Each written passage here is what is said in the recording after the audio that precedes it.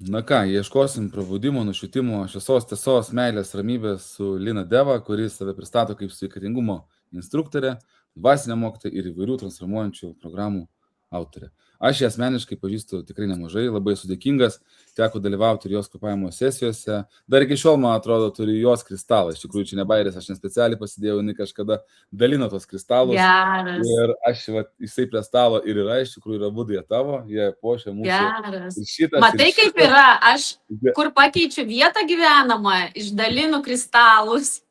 Tai va, tai žinok. Ir vėl jų prisiperku. Ir taip gaunas, kad daug kristalų visur po pasaulį. Liko vieno žodžio daug, man atrodo, kad 80% čia jų tavo. Geras. Jie puošia mūsų virtuvę ir teko dalyvauti Linos kvėpavimo sesijose. Jinai tikrai nuostabi gamintoja, maisto sveikatą tikrai labai savo prižiūri, rūpinasi. Ir mano nuomonė, kad internete jinai yra pakankamai nepatogi daugeliui. Man taip Tikrai. atrodo. Ir aš suprantu, kad esi tas žmogus, kuris sulaukia nemažai ir to heito, žinai. Ir dabar dėl ko mes šiandien kalbam, kaip jinai sakė, pradžioje pokalbį mūsų, dar kol neįrašinėjom, planuovom šitą pokalbį jau kažkur 8 metus, nes tikslas buvo susitikti gyvai, o gyvai, tai susitikom tik tai vienoje trumpai kaviniai ir viskas, netrumpam buvo čia Lietuva atvykusi. Ai, mes buvom jo Vilniui susitikę.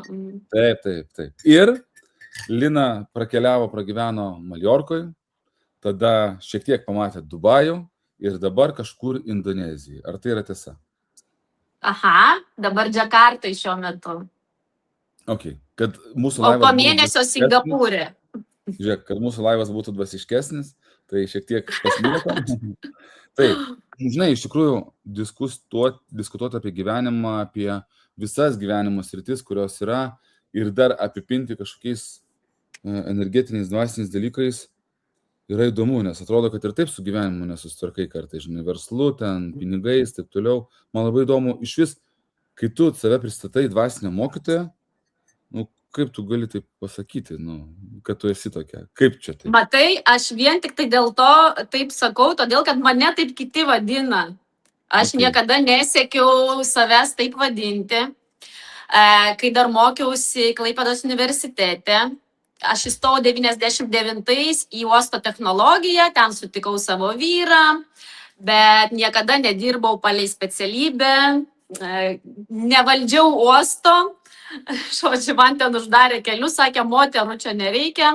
Aš pradėjau eiti kitais keliais, baigiau ir dar vieną bakalaurą sveikatingumo, tada sveikatingumo verslą, tada tai chi, joga, pakeliavau truputį po pasaulį ir nusprendžiau, kad aš noriu daryti tai, ko dar niekas nedaro. Ne? Ten buvo 2002 maždaug, aš grįžau iš Honkongo ir aš sakiau, aš noriu būti tokia kaip pokyčių instruktorė, kaip coacherė. Dar nebuvo tokių Klaipėdoj 2002.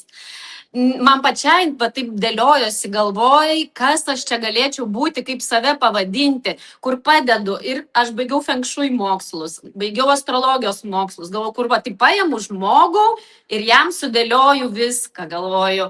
Ir interjerą, ir stilių, ir supažindinu jį, kas jis toks yra astrologiškai, palei feng shui, palei numerologiją. Sudarau sveikatingumo programas, mitybą, sportą. Ką čia dar nepaminėjau, namus galima palei feng shui įrengti, beje, mes patys Klaipėdoj pasistatėm namą, pati projektavau, ėjau į kursus, žodžiu, viską palei feng shui.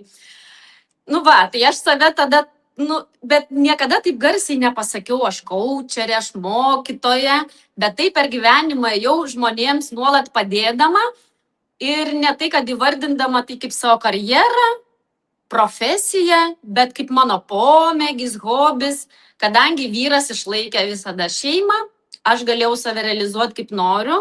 Svarbu, kad padėčiau vyrui, patarčiau, kada investuoti, kada kils bitkoinas, žodžiu, kada kokį verslą pradėti parduoti, tai jam užteko šito, daugiau galiu eiti save, kad ir nemokamai, žodžiu, nemokamai padėti žmonėm.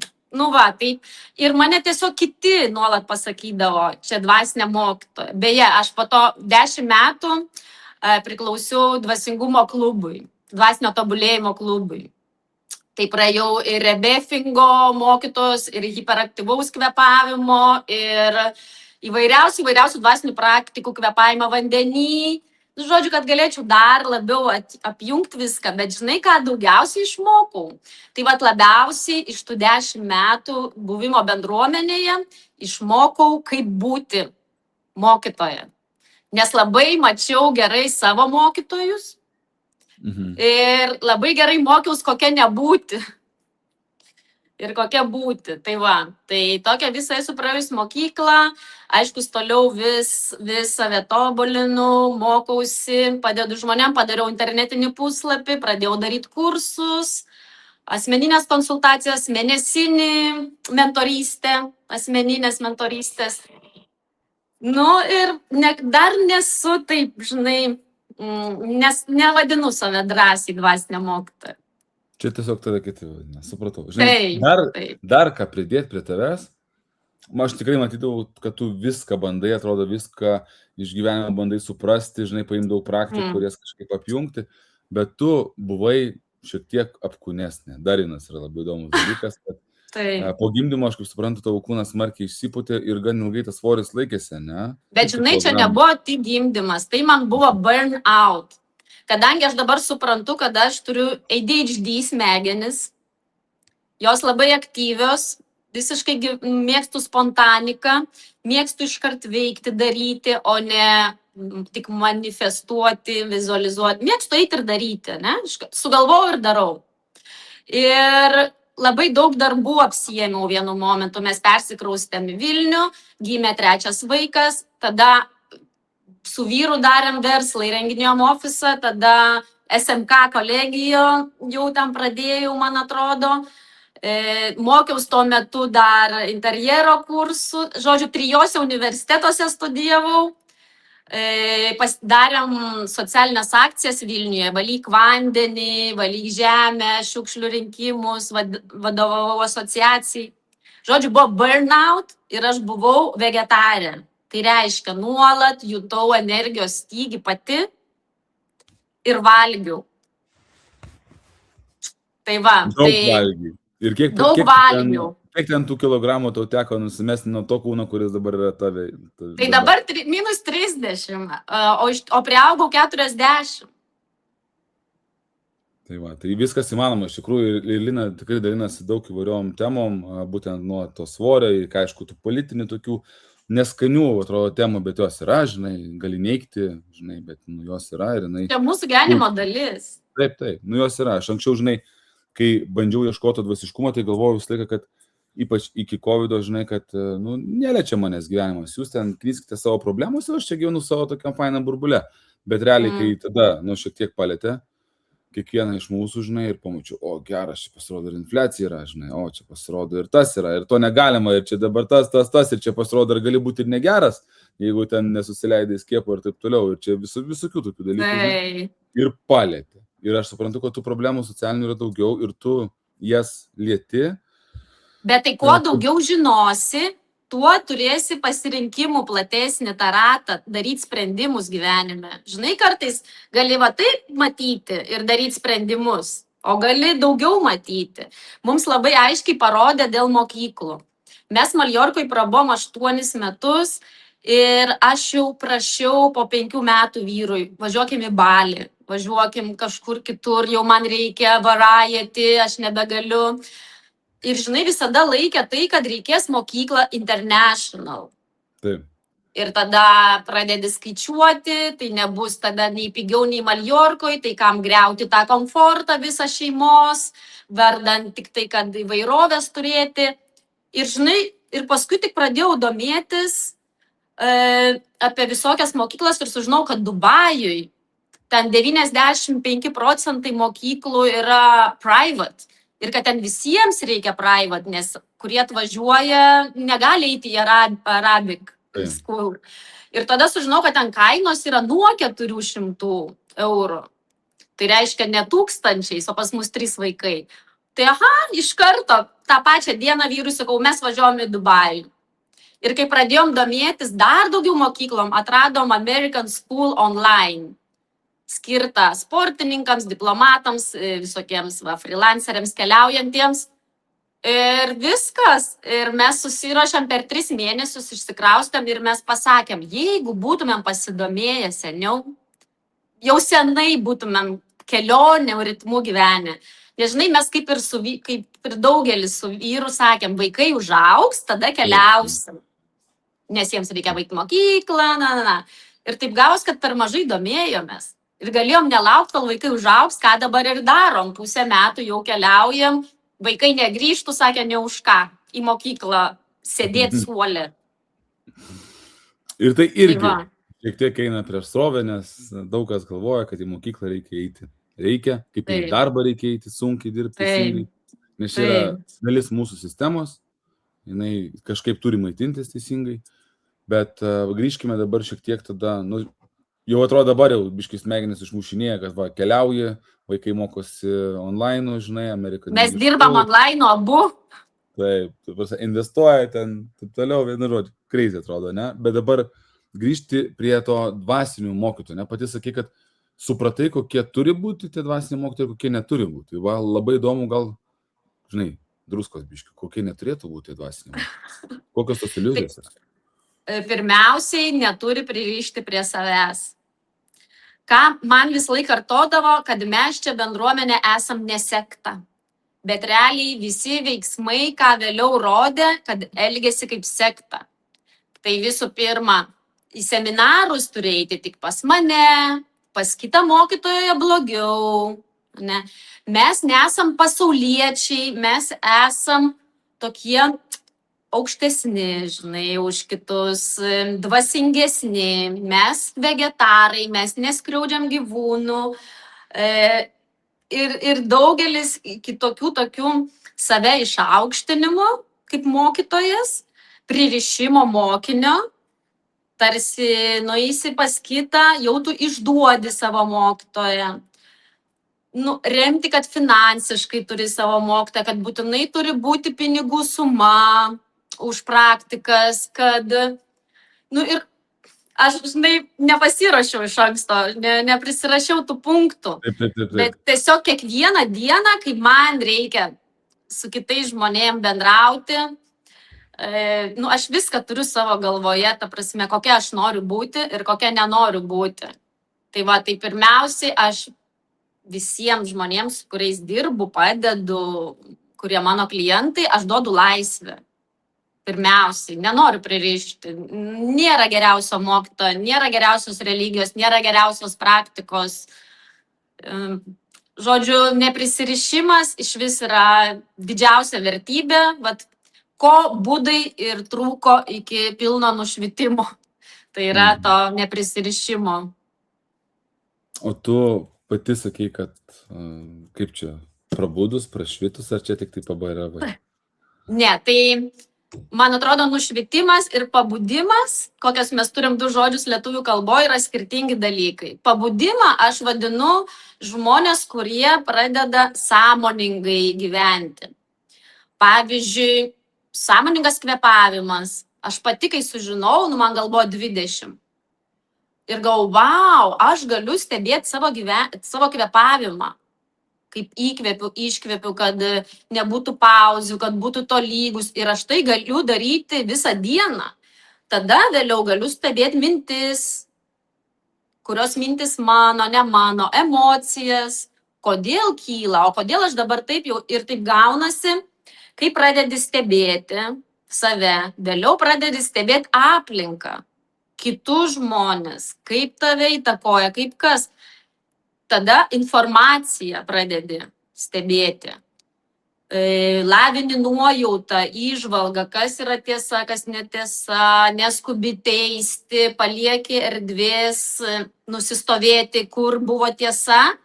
Tai čia aš jau vadinu tokį kaip pabudimą, tai yra sąmoningumas. Tai aš tokius žmonės pavadinčiau nubudusiais, kur jie pradeda naudoti sąmoningumą, kritinį mąstymą, nuojautą, įžvalgą ir stebėjimą. Stebėjimą minčių, emocijų ir visko, kas vyksta pasaulyje.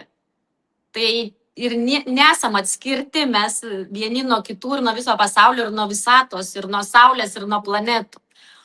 O nušvitimas tai yra jau kada mes galime išeiti iš šito išsikūnijimo, iš įsikūnijimų rato žemėje.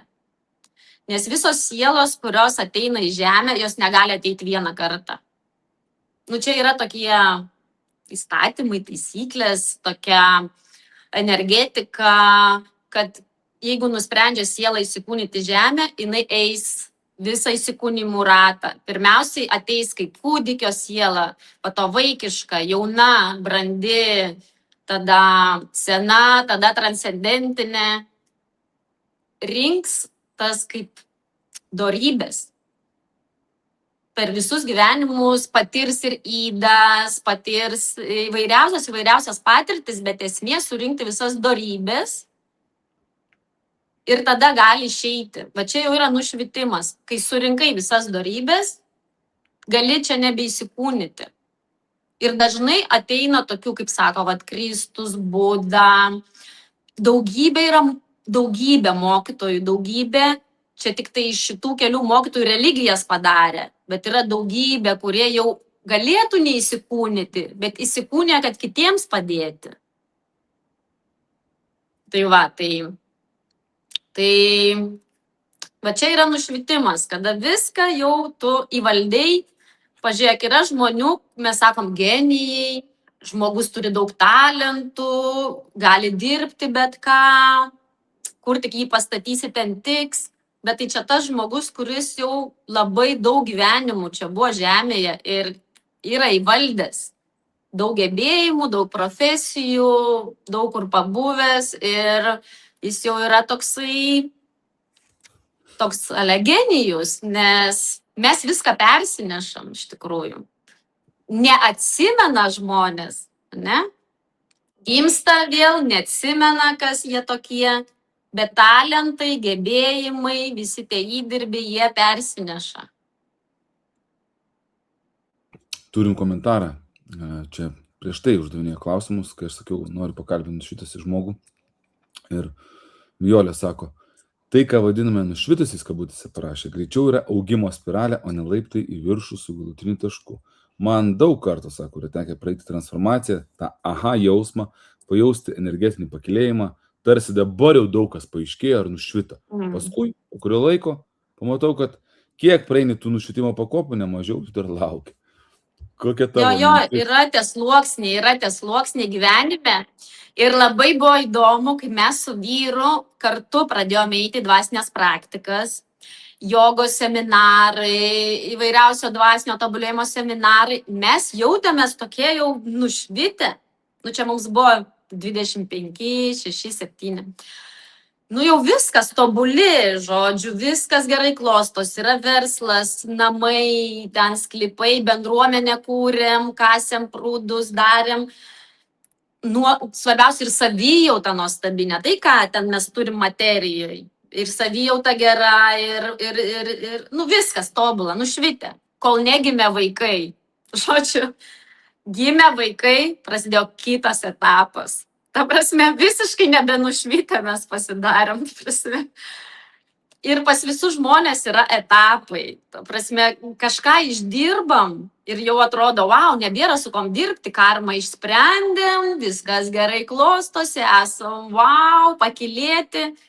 Ir tada gali ateiti kažkoks įvykis, bet kas, kažkoks kitas etapas. Taip ir yra. Mes kartais gimstam su vienais sielos uždaviniais, ne? Aš darau sielos informacijos skaitimus ir įvardinu žmonėms jų sielos uždavinius. Tai kartais gimstam su vienais, bet mes galim juos įvykdyti greičiau, pavyzdžiui, negu siela planavo, ne, tą visą įsikūnimą. Galim greičiau įvykdyti. Nes ateitis kaip ir neegzistuoja. Ateitį mes kūrėm kiekvieną dieną ir visa žemė ją kartu kūrė. Ir tada, žinai, atsiunčia mums dvasia dar uždavinių. Ir atsiunčia virš uždavinių, dvasinių misijų. Tai galim galvoti, kaip ir nėra pabaigos šiame įsikūnyme. Bet to įsikūnijimų visoje to, kaip sakau, žemės įsikūnijimų, toj visumo yra pabaiga. Vis tiek, kada jau, siela viską įvykdė, viską ir atėjo dėl kitų, ir aukojosi, ir skleidė besąlyginę meilę, ir mokė kitus, ane. Tai va, tai kaip ir žemėje užbaigė jau tą įsikūnijimų ratą. Bet nereiškia, kad jinai grįžo į šaltinį, nes visata tik tai plečiasi, kaip mokslininkai sako, kad viskas tik plečiasi, dar niekas nesitraukia. Tai reiškia, visos sielos, jos dar negrįžta į šaltinį. Tai va, kūnijasi kitur, kitas dimensijas, kitas civilizacijas. Tai, kai kalbė, kai kuriems žmonėms dabar gali atrodyti kaip kažkoks kosmosas pasaka, žinai, o kažkam labai artima ar įdomu, žinai.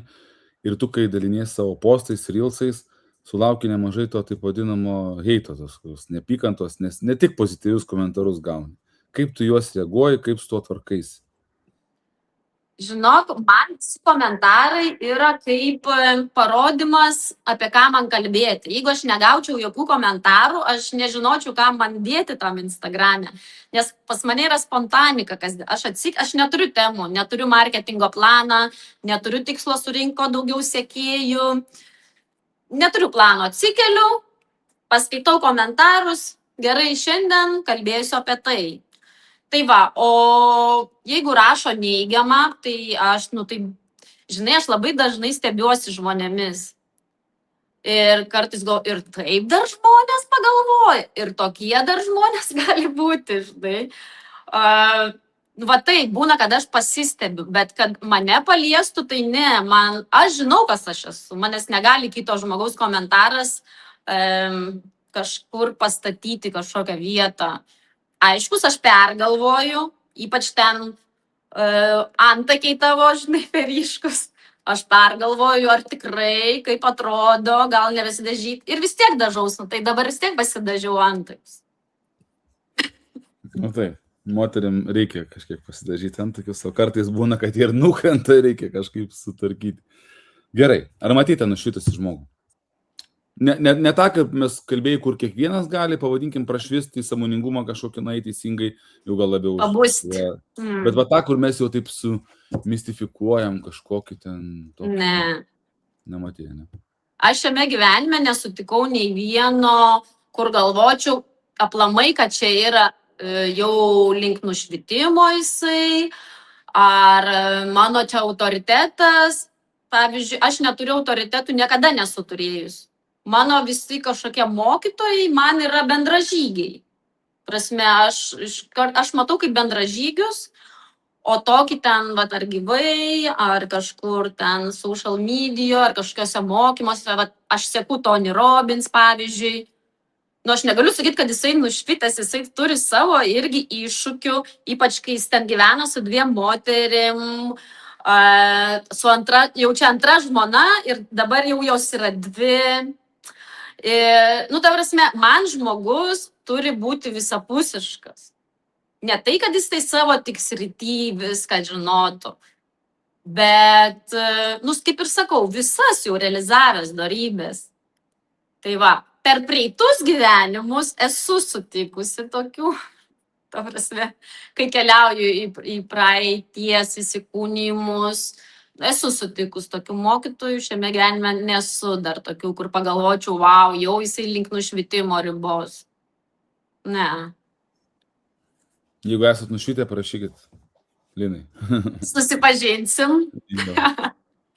Kaip tau dvasinės praktikos ar visos tie metodai, kurios tu mokėsi, kaip tu jie padeda gyventi tą, pavadinkim, paprastą gyvenimą, verslą, darbą, žinai, vaikais rūpintis? Dvasinės praktikos labiausiai padeda sužinoti apie save. Lygiai taip pat kaip astrologija, lygiai taip pat rebefingas, regresinė hipnozė, visos kitos. Man atrodo, kad padeda sužinoti apie save ir tu tada sužinai savo sielos įpročius ir tu tada sakai, va, kodėl aš taip elgiuosi, kodėl taip. Ir, žodžiu, kuo daugiau apie save žinai, tuos situacijose ramiau reaguoji, tada labiau, nežinau, mes kai kartu su vyru praktikuojam, tai aš galiu ir vyrui pasakyti, jisai man gali pasakyti.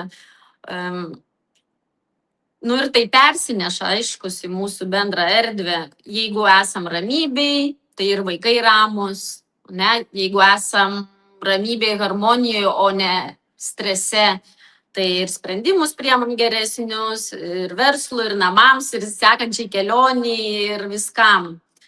Nu tai man taip labiau atrodo, kad apie save žinoti yra svarbiau, negu kad tu esi visada aukštose vibracijose. Tas aukštas vibracijas gal labiau kūrė ne dvasinės praktikos, o labiau būtent tos dorybės, kokias vertybės, kokias nešiesi savim. Nu, kad ir drąsa, pasitikėjimas, sąžiningumas. Nu, viskas čia yra dorybės, kas ir taip jau aukštai vibruoja. Ne, palyginus ten su kažkokiu pavydu, kerštu, pykčių, melu. Pavyzdžiui, mes šeimoje ir aplamai gyvenime nemeluojam, nesikeikiam. Mums yra čia natūralu, ne dėl to, kad mums kažkoks dvasinis mokytojas pasakė, kad čia žemos vibracijos. Čia natūralu ir tai natūraliai yra tada aukštesnės vibracijos. Yra dar dvasinių praktikų tokių kaip, kad paleisti emocijas, kad nebūtinai tu per kažkokį kvėpavimo sesiją gali eiti praeitus įsikūnimus. Tau tai gali būti paleisti emocijas, užsipildyti kažkom teigiamom emocijom. Tai va, nes šiaip žinok, po tų visų praktikų seminarų, jeigu netesi kasdienoj mažų tokių kaip ir palaikymo, kaip čia pasakyti, žingsnių, labai greit baigėsi. Nes taip nuvažiuoji į seminarą, grįžti į kasdienybę, grįžti į kasdienybę.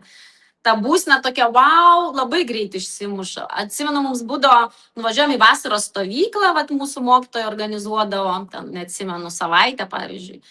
Ten, wow, pievose, prie ežero, žinai, skrajoji prie laužų ir grįžti po to pas vaikus namo, kurie su aukle buvo savaitę. Ir jie serga, ir jie pikti, tėvų nematė. Nu ir tavo ta būsena aukštos vibracijos iškart krenta žemyn, žinai. Tai va, tai vien tik tai nuvažiuoti seminarą ir padaryti karts nuo karto kažkokią praktiką, nu vis tiek, manau, gerai, nes, žinai, niekada negrįši į tą patį tašką, nu tu vis tiek eisi.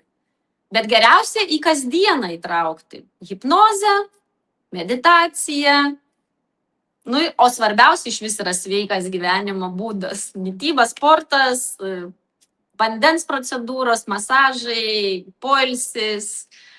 Čia iš vis yra geriausiai. Nereiks ir medituoti, ne? Nu reikia, vis tiek reikia medituoti. Reikia, kad mintis nuramintum. Bet kaip tik šiandien įdėjau postą, kad emocijos yra svarbiau negu mintis. Mes galim sugalvoti, aš dabar gerai gyvensiu, mano tikslas finansinė laisvė ir pozityviai mąstau ir eiti tuo tikslu. Bet jeigu nesijaučiu gerai, niekas ir nesigaus. Todėl emocijos yra ir kaip jauties yra svarbiau negu mintis. Emocijos sukuria hormonus, reguliuoja nervų sistemą, visą kūną, žodžiu, emocijos reguliuoja. Todėl pirmiausiai reikia gerai jaustis ir tik tada sugalvoti savo tikslus, mintis ir priiminėti sprendimus. O kad gerai jaustis, nu, tai vis tiek meditacija padeda.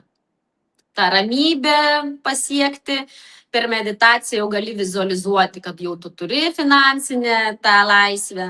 Labiau suvokti tada, ką jį tau duoda, ko tu iš tikrųjų nori. Nes kartais žmonės galvoja, uždirbsiu pinigų, būsiu laimingas, turėsiu laisvę. Bet iš tikrųjų, pagalvojus, tą laisvę galim turėti ir be pinigų. Ypač Azijoje čia šilta, palmė, kokosas, jūra. Žinok, čia Džakartoj, kur esu, nuoma prasideda nuo 8 eurų per mėnesį. Aiškus, vietiniai uždirba 400 eurų, čia jau maks. Nu, ne maks, bet turiuomenį čia geras atlyginimas. Taip.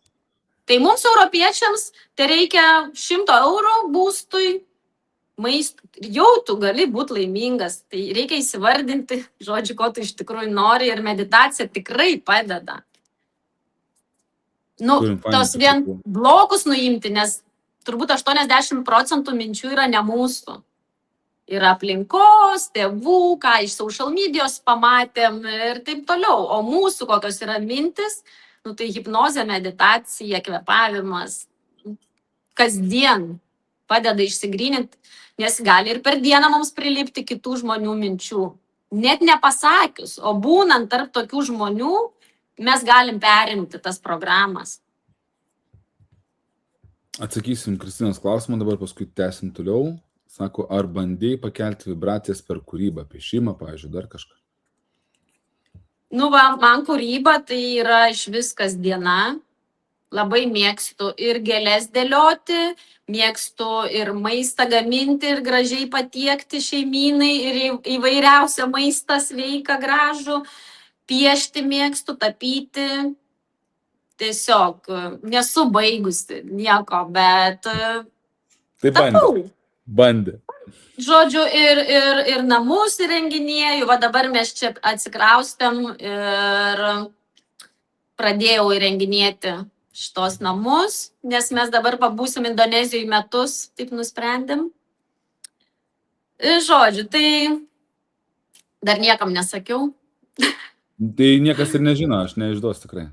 Nieks ir nežinos. Tai va, tai man kūryba yra kasdiena, aš negalėčiau, bet to rūbai, visur einu, aš noriu matyti grožį. Nu, čia aš manau, kad grožis kelia vibracijas, tikrai. Aš Ir aišku, mačiau mandalų piešimas, yra visokių meno terapijų, gal kitiems tai yra sunkiau, žinai. Reikia tada eiti su grupe, kažkur mokintis, daryti, lipdyti dar kažką. Man tai yra mano kasdienoje ta kūryba.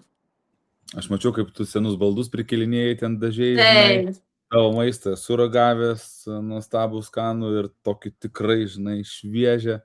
Tai jo, tas skleidžiasi, žinai, atrodo, man atrodo, kad daugelis iš mūsų tikrai turim tą kūrybą ir turim galimybę, tik mes esam labai užblokavę, žinai. Kaip tu manai, kodėl mes užblokuojam savo, žinai, tą potencialą vidinį, kaip pavadinkim, žinai, ar veikloje, ar kažkur, žinai, va, tikslų atradime, sakai, neturiu tikslų, žinai, arba ten nežinau, ko noriu ir taip toliau. Kaip? todėl, kad galvoja žmogus, kad nebus naudos. Taip, man atrodo, tėvai gal įskiepė, aš iš savo pavyzdžio pasakysiu, man tėvai visą laiką sakydavo, o kiek tu iš to gauni? Ten, ne, einu kažkur savanoriauti, kad ir fotosesijas. Aš jau nuo mokyklos laikų pradėjau organizuoti fashion į tuos podiumus, šukuosenas, rūbus, fotosesijas. Aš 20 metų fotografuoju, turėjau ir Lietuvoje fotostudiją, ir, žodžiu, ir Maljorkoj. Ir, žinai, visą laiką tėvai sakydavo, kiek iš to uždirbi. Tai man atrodo, kad dauguma žmonių tiesiog galvoja, man neapsimoka būti ten kūrėjų, man neapsimoka kažką kurti. Lygiai tas pats, pavyzdžiui, su gyvenamom vietom.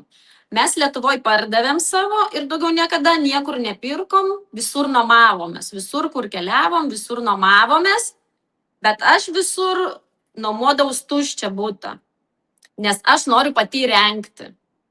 Ir žinai, beveik visi man sako, kodėl? Tu čia pirksi, dažysi, tau neapsimoka, nes čia yra ne tavo. O aš sakau, man ne pinigai, man kūryba svarbiausia.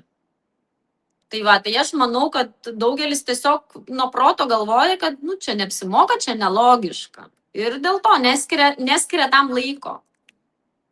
Nepagalvoja, kad ta kūryba atpalaiduos, pakels, pakilės. Žinok, aš kai pasipykdavau su vyru, piešdavau irgi. Esam tikrai kelis kartus susipykę. Dar nulį gale padėkim, dar nulį gale, keliasdešimt. Nedaug kartų, iš tikrųjų. Mes kažkaip panašiai daug kur mastom. Jeigu ne panašiai, jisai turi manęs klausyti. Bet piešdavau, kad ir kokį nors pasimdavau ten Budos paveikslą ir kad ir su tušinuku aš ten perpiešiu, nupiešiu ir kažkaip, žinai, nebepykstu po to piešinio.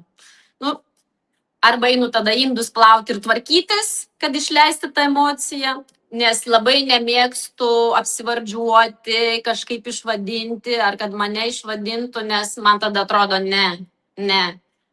Susipykai, kažkur išsiskyrė nuomonės, bet tai tada eini, pabūni atskirai, kiekvienas kažkaip išleidžia kaip moka, kas vaikšto, kas piešia, kas dar ką nors. Ir tai manau, kad ta terapija padeda, meno terapija su emocijom. Dėkuoju, galite pasidalinti, kas žiūrite, kokias jūs praktikas naudojat, kad atsipalaiduoti. Aš elementariai paėmiau tokio, vieną irgi interviu kažkada ėmiau už tokios Sauliaus, kuris molį ten, žinai, lipdo, visokias aslas daro, ten renginėja. Ir atrodo, paėmiau 5 minutėm tą molį, pamaigiau, žiūriu, oho, atrodo, nežinau, kiek krūvė tiesiog nukrenta, nes, žinai, dar spaudimas, kažkas čia veikia, atpalaiduoja, wow, galvoju. Ir, žinai, kas bijo kažkokios meditacijos, ten garsų praktikų, dar kažko, tai va, elementarūs dalykai. Piešti, palipdyti, pakonstruoti kažką, žinai, ir Lego.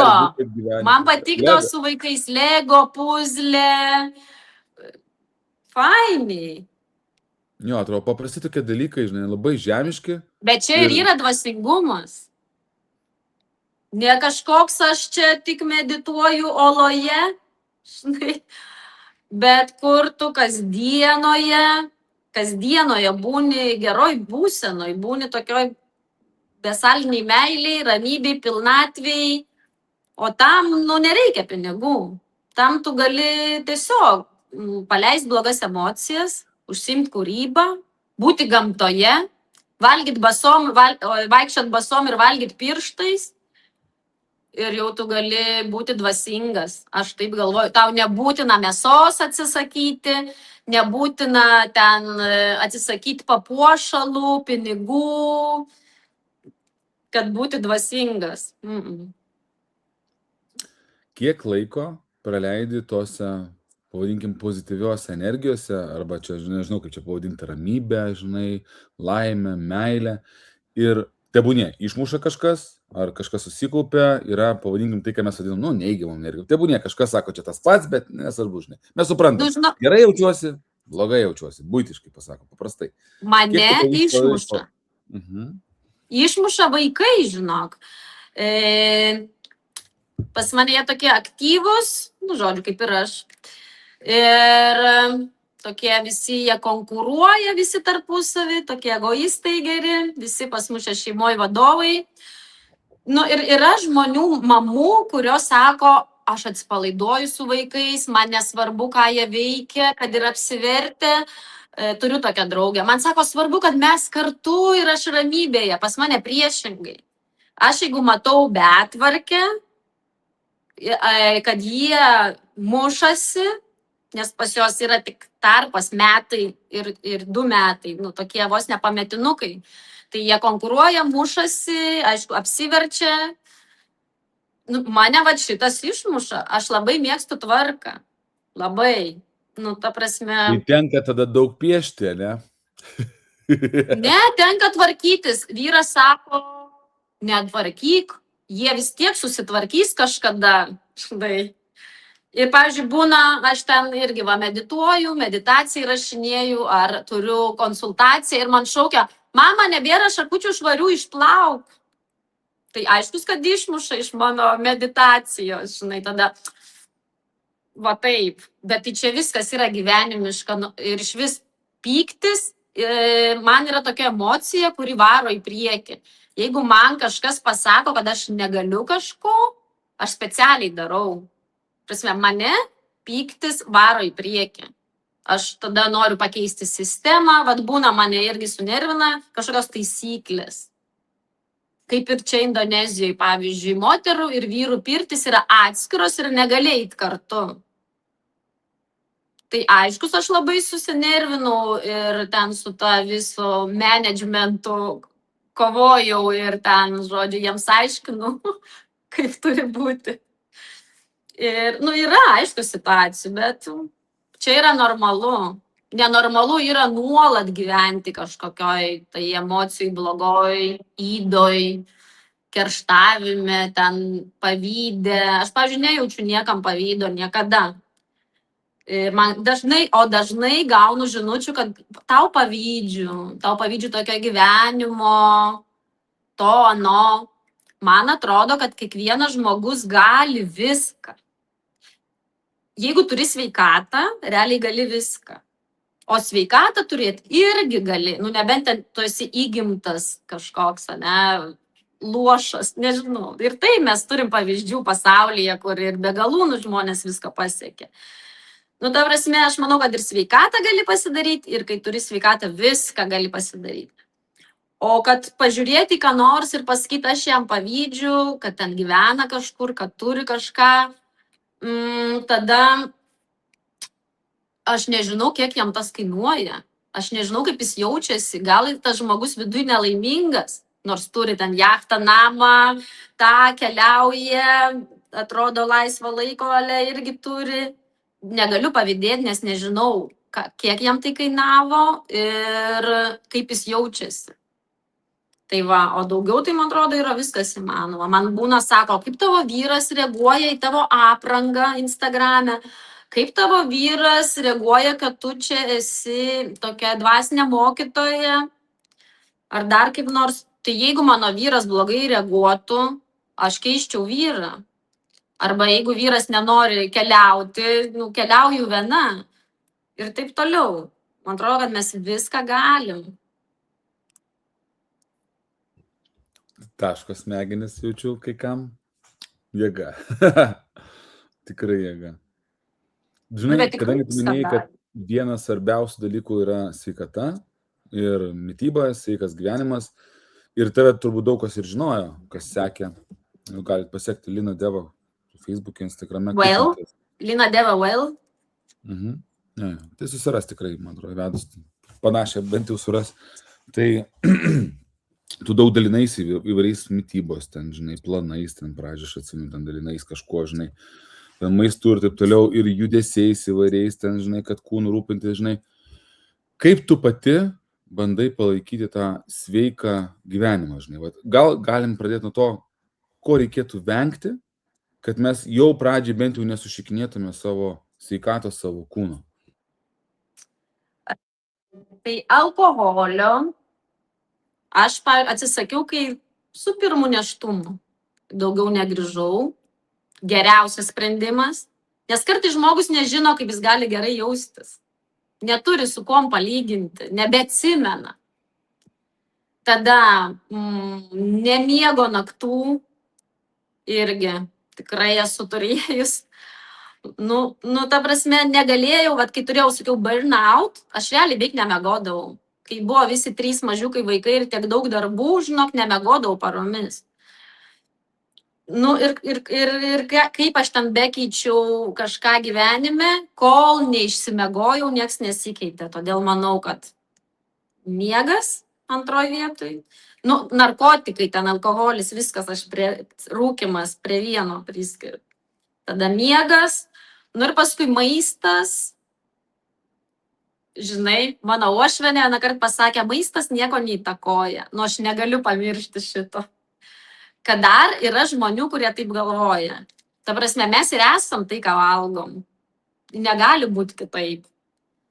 Maistas patenka pas mus ir jisai viską ir daro. Visa energija yra iš maisto, toksinai yra iš maisto ir paskui vyksta visi procesai, visa biochemija, biomechanika, visos vibracijos, viskas iš maisto iš tikrųjų. Tai mes negalim bele ko valgyti to pusgaminių ir to maisto be energijos, su labai daug chemijos.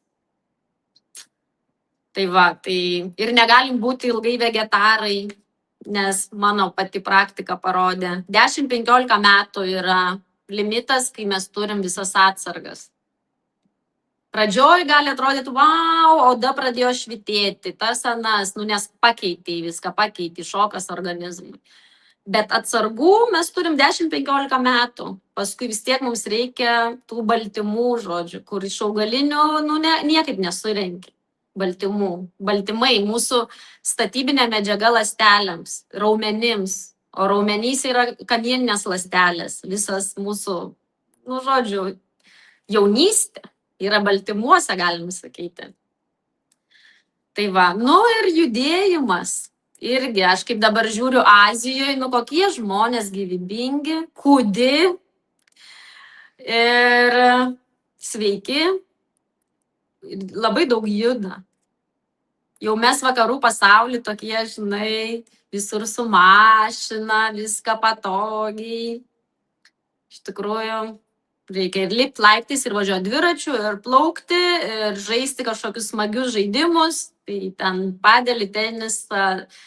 Žodžiu, ir į džymą nueiti su svoriais reikia įvairovės, įvairaus judesio. Ir šokti. Klemba, žinau, kaip padeda. Kai bloga dar kokia nors, nu tokia, būna man tokia apsunkus jau būsena. Aišku, ašgi turiu ir klientų įvairiausių, ne tik, kad ten Instagram'e komentarai. Aš be to turiu ir Facebook grupę nemažą, sveiki patiekalai. Ten, man atrodo, 60 000 sekėjų. Žodžiu, ne tik, kad ten nuo kitų žmonių, bet nuo bendros gali būti energetikos toks apsunkimas, tai aš šoku. Tiesiog įsijungiu muziką ir kartais YouTube kokį nors video, Pamela Reif, pavyzdžiui, kardio, šokiai, arba be nieko ir šoku. Aš vakar kalbėjau su vienu terapeutu, tiesiog ten buvo pokalbis, kadangi mes kaip lektorių prodiuseriai esam, žinai, padedam lektoriam pritraukti klientų, ten parduoti mokamų, žinai, ir aš su juo vienu kalbėjau. Sako, mes privalom kaip terapeutai turėti savo tą supervizorių, čia kaip čia vadinasi, žinai, tas, kuris mus prižiūri, turim turėti savo konsultacijas, turim skirti laiko savo, žinai, nes vien jau iš klientų, sako, patikėk, ateina su tokiom problemom, kaip žudybės, ten dar kažkokie baisus dalykai, netektis. Sako, tu nesi geležis, žinai, nesi geležis, vis tiek kažkas prieina, žinai, tai ar tu, nu, tu tiek priminėjai, žinai, bet ar tu turi kažkokį įprotį, va tam minčių, visų emocijų, sunkumų detoksų, žinai. Gal kiekvieną dieną kažką padarai specialiai, žinai. Ar tiesiog tu, taip, žinai, ai, va, šiandien šoksiu, šiandien tapysiu, žinai, tik pajutau, iš karto darau. Žinok, panašiai, pas mane toks yra gyvenimo moto, aš turiu gerai jaustis. Ir aš nuolat stebiu savo būseną, aš iš karto darau. O šiaip mano taisyklė yra, kad kasdien sportuoti. Nes jeigu, sakysi, aš 3 kartus savaitėj sportuoju, aš ten tik paskui patingi, nenueini, žodžiu, aš kiekvieną dieną sportuoju. Tai ar jau darau jogą, ar į džymą, ar tą, ar aną, jau nusprendžiu, kaip noriu, bet kasdien tą darau. Tai va, tai pas mane yra ir taip, kad iš karto koreguoju, bet ir turiu taisyklės, kad kasdien sportuoju. Sportas, nu tikrai, bet nereikia persisportuoti. Tai žinau, kad yra žmonių, kurie nori labai sunkią treniruotę. Jeigu man neskauda raumenų, reiškia, čia nebuvo treniruotė, žinai. Bet čia irgi yra stresas organizmui. Tai man atrodo, kad nu, neturi būti per sunkus sportas. Tada jisai tikrai yra gėris. Kaip ir šaltas tas vanduo. Taip. Ne, mėgsta kiti lipti į tą vonę, sėdėti ilgai, bet vėlgi ne visiems gerai yra ilgai, kaip tas sunkus sportas ir bėgti maratonus, nu ne visiems. Bet kad apsipilti su šaltu vandeniu kasdien, tai visiems yra gerai. Labai nervų sistemai gerai, nes senoviai, kai nebuvo vaistų, tai čia buvo gydymasis. Šalto vandens terapijos būdavo gydymasis, ypač grįžus iš karo, pasigydyti nervų sistemą, nes grįždavo ten žmonės šoko būsenai. Pasigydyti būdavo šalto vandens apsipilimui. Tai aš tą irgi taikau. Kai gerai jaučiuosi ne kasdien, bet jeigu turiu kažkokių tokių periodų, kur prasčiau jaučiuosi, tai, pavyzdžiui, maistas blogas, buvo Malaizijoje saloj mėnesį, kur nebuvo parduotuvių. Prasme, mes turėjome mango medį, parduotuviai ten buvo fast foodas, tokie makaronai užpilami, mes tikrai prastai valgiam tą mėnesį, ryžius, galim sakyti, ir vaisius, ir tikrai ta energija krenta. Tai tada šaltas dušas pakelia. Dėkuoju.